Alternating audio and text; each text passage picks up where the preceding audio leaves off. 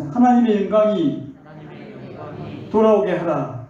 네, 하나님의 영광이 돌아오게 하라 하는 제목으로 오늘 여러분이 하나님 말씀을 나누도록 하겠습니다.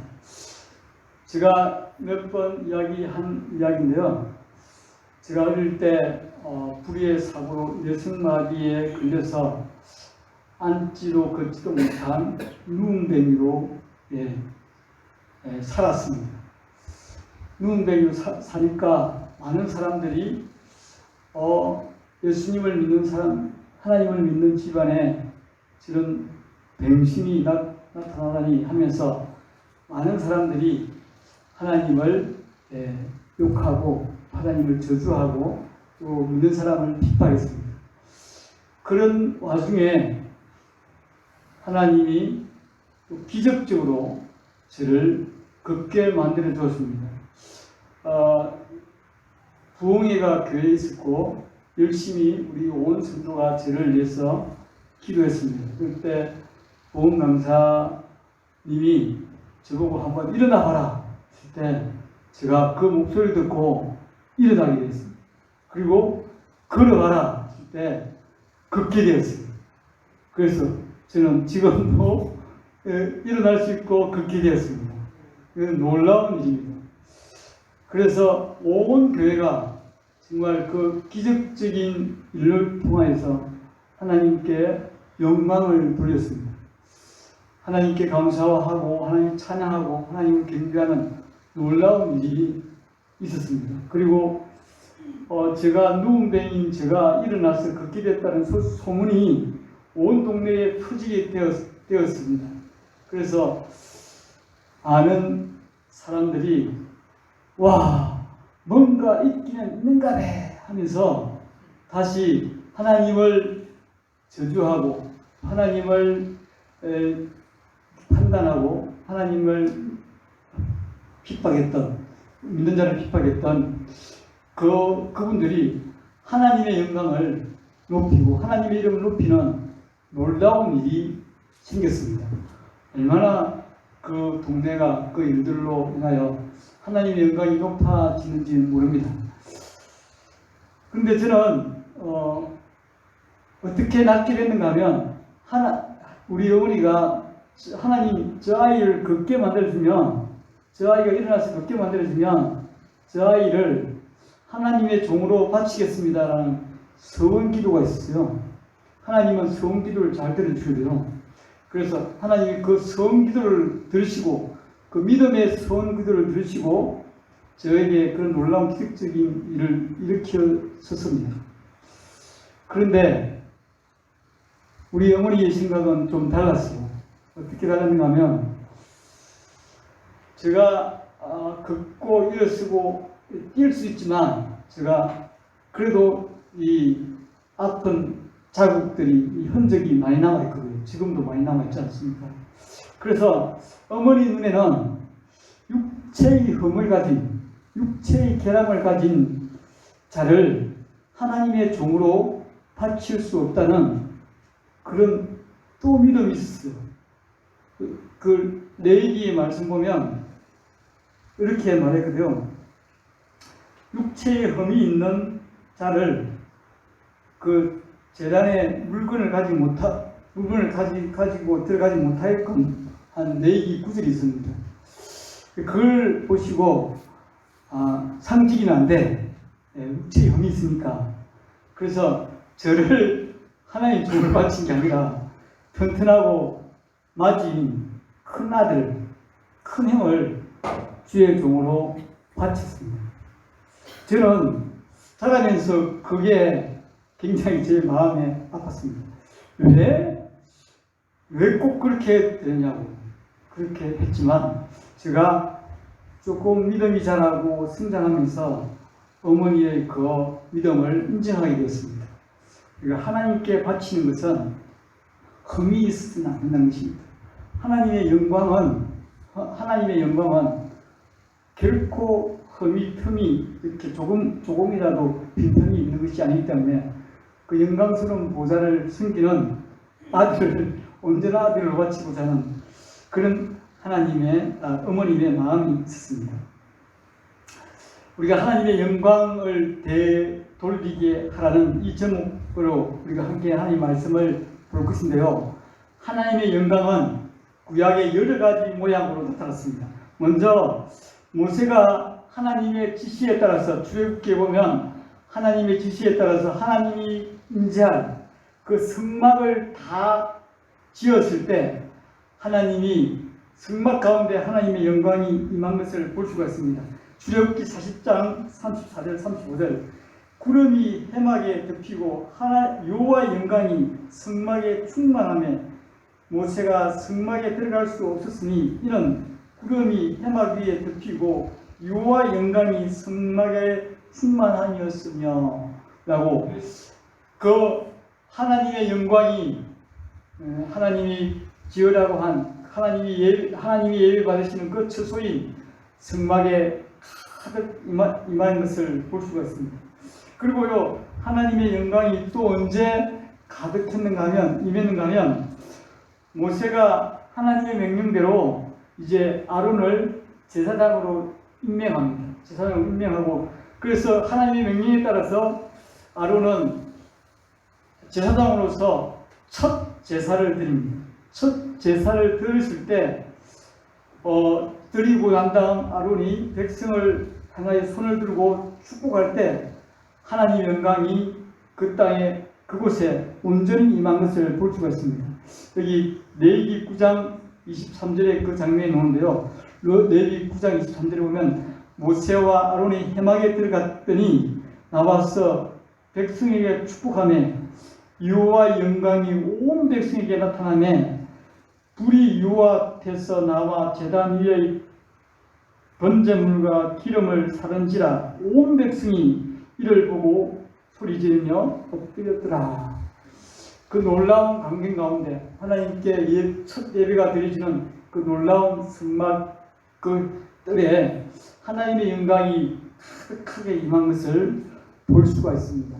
그리고 또 구약에 보면 하나님의 영광이 성전에 가득하게 임한 때가 있는데요. 그것이 바로 솔로몬 왕이 다윗의 유언에 따라서 솔로몬이 성전을 다 건축하고 완공하고 하나님께 그것을 바쳐 드렸을 때 하나님의 영광이 성전 가운데 가득한 것을 또 기록하고 있습니다. 역대하 7장 1절 보면 솔로몬이 기도를 마침에 불이 하늘로부터 내려와서 그 번제물과 제물들을 사르고 여호와의 영광이 그 성전에 가득하니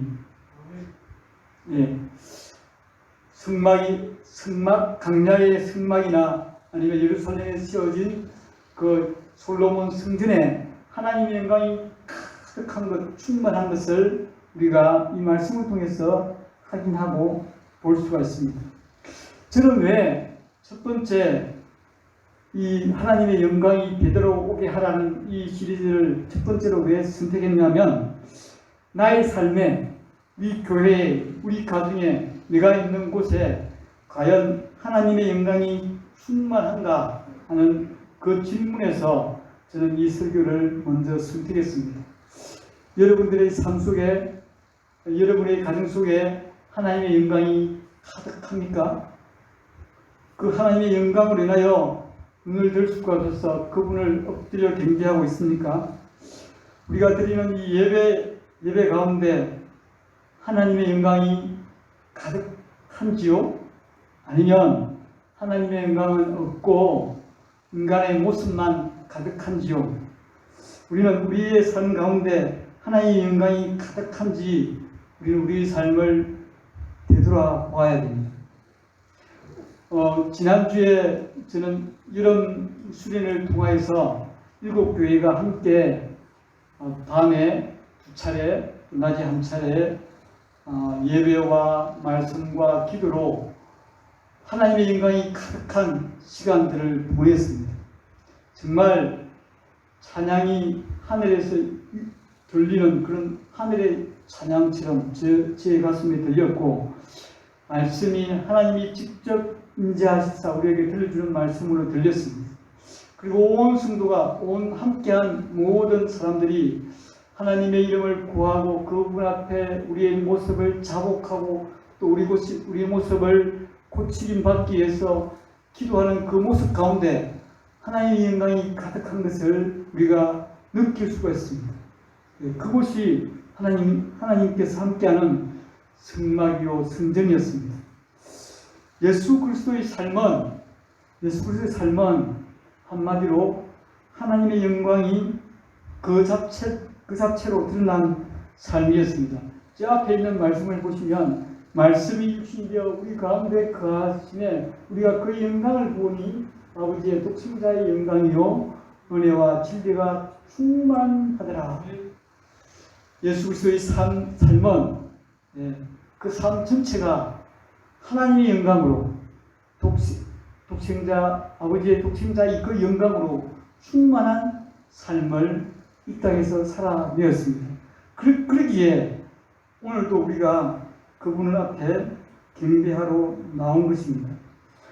저와 여러분의 삶 가운데 하나님의 영광이 충만하기를 사모하고 계십니까? 사모하시기 바랍니다. 내 삶 속에 하나님의 영광이 가득하기를 사모하시기 바랍니다. 그분의 이름이 온전히 존귀함을 받고 그분만이 나의 왕좌에 앉아서 나의 영광을 받는 그런 하나님의 영광이 가득한 삶, 가득한 가정, 가득한 교회, 그렇게 사모하시는 저와 여러분이 되시기 바랍니다. 이 하나님의 영광이, 성전에 가득했던 하나님의 영광이 그냥 늘 머물러 있던 것은 아니었습니다. 하나님의 영광이 성전을 떠나버릴 수 있습니다. 오늘 제가 본문을 택한 이 에스겔 8장, 9장, 10장, 11장은 이 4장은 하나님의 영광이 성전에서 떠나버리는 장면을 기록하고 있습니다. 그에 앞서 우리가 에스겔 1장 1절을 한번 펴보시기 바랍니다. 성경을 다 열어서 에스겔 1장 1절에 보시면 30째 해 넷째 달 초닷새에 내가 그발 강가 사로잡힌 자 중에 있을 때 하늘이 열리며 하나님의 모습이 내게 보이니 라고 이 에스겔서가 시작됩니다. 이 에스겔서는 이렇게 시작됩니다. 너무나 장엄하게 시작되는 것이죠. 하늘 문이 열리고 하늘의 영광, 하나님의 영광이 찬란하게 임하는 그 장면으로 이 에스겔서가 열립니다. 하늘이 열린다는 것은 쉽지 않은 표현입니다. 성경에 하늘이 열렸다고 하는 것은 딱 두 번밖에 없어요. 이 에스겔 1장 1절에 하늘이 열리고라는 장면이 나오고 그 다음에 언제 하늘이 열렸어요? 예수님이 침례를 받으시고 요단강에서 침례를 받으시고 일어났을 때 하늘이 열렸어요. 성령이 비둘기같이 그 위에 임하는 것입니다. 이 하늘이 열리는 것은 아무 때나 열리는 것이 아니죠. 하나님의 영광이 그 가운데 온전히 임하는 순간에 열립니다.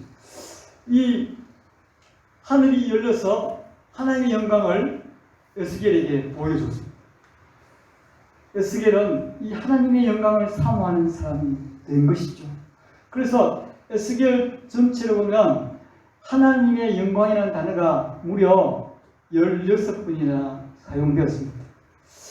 하나님의 영광을 사모했던 그 에스겔이 이제 하나님이 에스겔을 데리고 환상 중에 갑자기 그발 강가에 있던 에스겔을, 그러니까 바벨론에 있던 에스겔을 갑자기 환상 가운데 예루살렘 성전으로 데려갑니다. 예루살렘 성전에 데려가서 예루살렘 성전에서 자행되는 가증하고 흉악하고 악한, 정말 냄새나는, 썩은 냄새나는 그런 장면들을 하나하나 보여주십니다. 에스겔이 본 장면 중에 첫 번째 장면은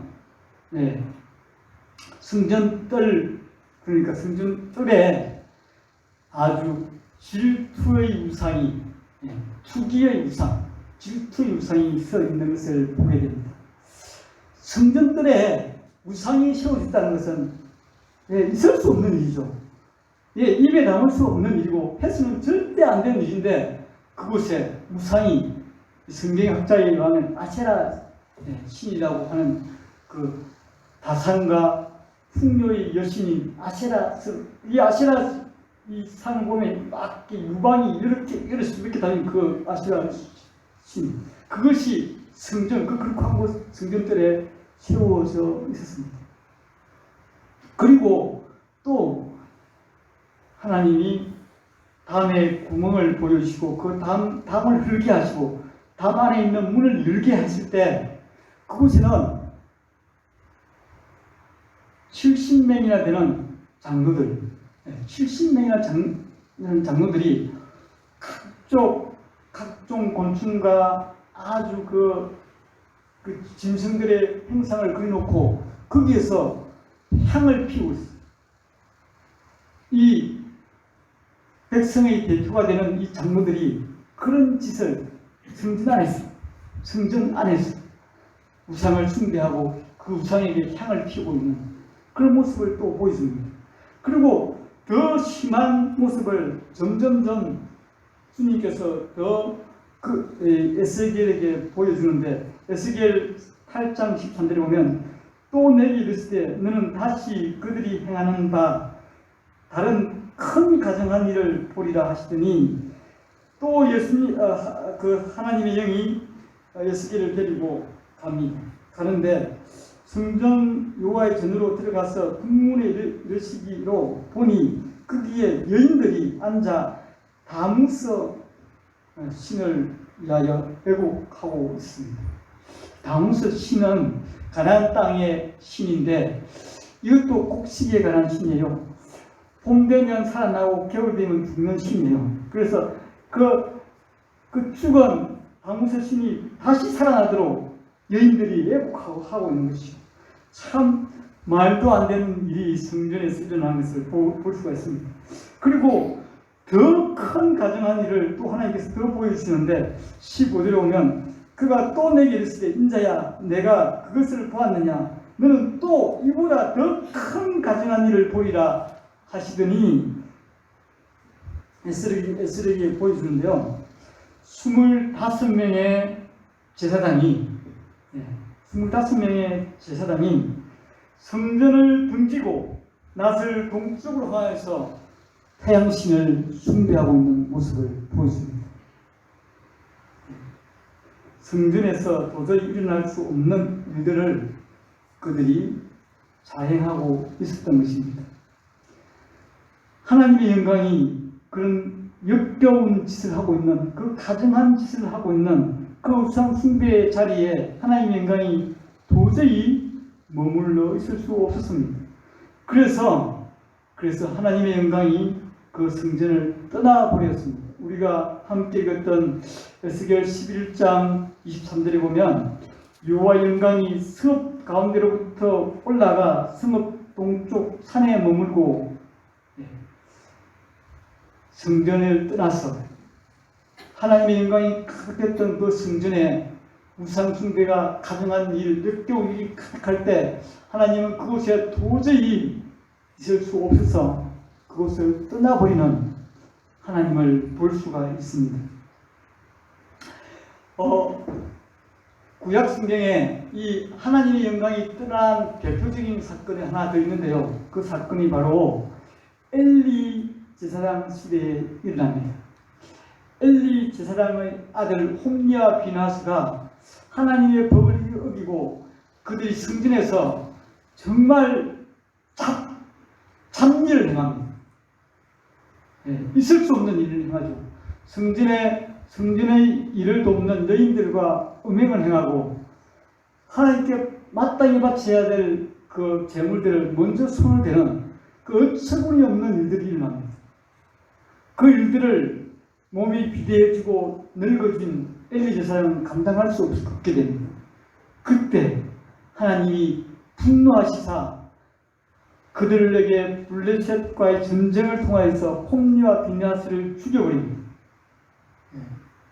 그리고 엘리 제사장도 그 홈리와 제사장과 함께 홈리와 비나스와 함께 하나님의 개가 블레셋 군대에 빼앗겼다는 소식을 듣고 충격을 받아서 뒤로 의자에 앉아있다 뒤로 자빠져서 목이 꺾여서 죽고 맙니다. 그런데 그때 그와 동시에 어떤 일이 생겼는가 하면 비나스의 아내가 그때 마치 임신 해산할 달이 다 되었어요. 그래서 그 소식에 충격을 받고 갑자기 아이고 배가 하면서 바로 아이를 해산합니다. 그때 그 여인이 비나스의 아내가 그 아이의 이름을 뭐라고 짓는가 하면 이가봇이라 짓습니다. 사무엘상 4장 21절 22절에 보면 이르기를 영광이 이스라엘에서 떠났다 하고 아이 이름을 이가봇이라 하였으니 하나님의 개가 빼앗겼고 그의 시아버지와 남편이 죽었기 때문이며 또 이르기를 하나님의 개가 빼앗겼으므로 영광이 이스라엘에서 떠났다 하였더라 라고 말씀하고 있습니다. 하나님의 영광이 도저히 엘리 제사장과 함께한 그 성소에 있을 수 없었기 때문에 하나님의 영광이 떠나버린 그런 사건을 경험하게 되었습니다. 예수님은 자신의 사명을 감당하기 위해서 예루살렘으로 입성하게 됩니다. 예루살렘 성이 멀리 보이는 그곳에서부터 사람들이 예수님이 예루살렘 성에 입성하니까 호산나 호산나 하면서 자기 겉옷을 땅에 펴고 예수님의 입성을 환영합니다. 그때까지는 좋았죠. 그러나 누가복음에 보면 예수님이 예루살렘 성 가까이 오시며 성을 보시고 우셨다고 말했습니다. 누가복음 19장 41절 가까이 오사 성을 보시고 우시며 이르시되 너도 오늘 평화에 관한 일을 알았더라면 좋을 뻔하였거니와 지금 내 눈에 숨겨졌도다. 날이 이럴지라 내 원수들이 포둔을 쌓고 너를 둘러 사면으로 가두고 또 너와 및 그 가운데 있는 내 자식들을 땅에 메어치며 돌 하나도 돌 위에 남기지 아니하리니 이는 내가 보살핌 받는 날을 알지 못함을 인함이라 하신다. 왜 예수님이 예루살렘 성을 보고 울었을까요? 예루살렘 성전은 하나님께 예배해야 되고 하나님만이 온전히 높임을 받아야 되고 하나님께 온전히 경배해야 될 그 예루살렘 성전이 강도의 도굴로 바뀌어 있었기 때문이었습니다. 그곳에 강도의 도굴로 바뀐 그곳에 하나님의 영광이 떠나버렸고 그 예루살렘 성전은 돌 하나 위에 돌이 남지 않도록 완전히 파괴되는 그런 끔찍한 일이 일어나고 말았습니다. 성도 여러분, 저와 여러분들의 삶 속에 하나님의 영광이 떠나버릴 수 있습니다. 우리의 삶이 가증한 죄로 뒤덮였을 때 하나님은 도저히 너와 함께 할 수 없다. 내 영광을 내게 줄 수 없다. 그래서 떠나버릴 수 있다는 것을 우리에게 보여주는 장면들입니다.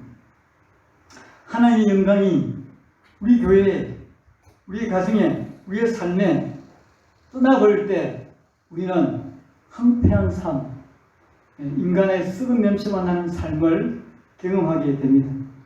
여러분들의 삶 속에 하나님의 영광이 임하고 있습니까? 아니면 그 자리에 하나님의 영광이 떠나고 썩어 냄새나는 그런 자리로 변모하고 말고 있습니까? 왜 하나님의 영광이 떠나버릴까요? 그것은 하나님이 있을 곳이 없기 때문입니다. 우리의 교회에, 우리의 가정에, 내 삶에 하나님이 있을 곳이 없을 때 하나님은 떠나버리십니다. 제가 제 삶을 돌아볼 때 일주일 내내 하나님의 영광이 내게 가득한가? 그렇지 않은 삶을 살아갈 때가 있음을 솔직히 고백합니다. 내 마음속에, 내 삶 속에 하나님의 영광이 가득하지 않고 엉뚱한 것이 가득하게 될 때입니다. 유튜브를 통하여서 엉뚱한 영상이 가득하게 되고, 또 안 좋은 세상의 소식들로, 또 나의 탐욕 때문에, 나의 정욕 때문에 다른 것들이 가득 차게 될 때 하나님의 영광은 자리를 물러나게 되고 하나님의 영광은 내 속에 찾아볼 수 없게 되더라고요. 우리의 삶이 하나님이 있을 자리에 다른 피조물을 앉히고 그것을 더 좋아하고 그것을 더 숭배할 때 하나님의 영광은 우리 삶에서, 우리 가정에서, 우리 교회에서 떠나고 말 것입니다. 우리는 정말 하나님의 영광을 사모하는 사람이라면 그 부분을 애통하면서 하나님의 영광이 나의 삶에, 하나님의 영광이 나의 교회에, 하나님의 영광이 나의 가정에 되어오게 힘쓰는 저와 여러분이 되어야 될 것입니다.